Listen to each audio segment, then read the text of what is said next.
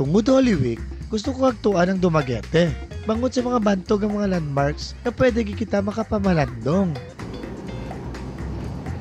At long last, ari na kami Dumaguete. Nagpasulot na kami Dumaguete. After 4 hours na biyahe.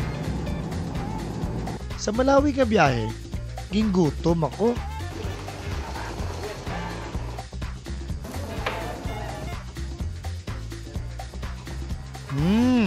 Busogid. Padayo na ta sa pagbiyahe. Hi, Hi. what are you doing?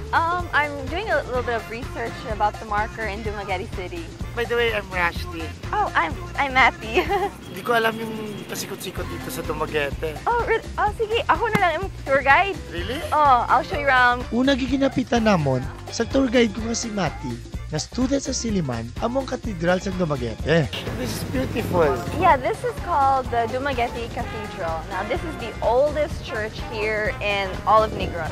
That includes Negros Oriental and Occidental. And it was built, I believe, in 1620.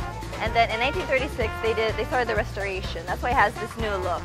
So this isn't exactly the original, how it looked back in time, like way before.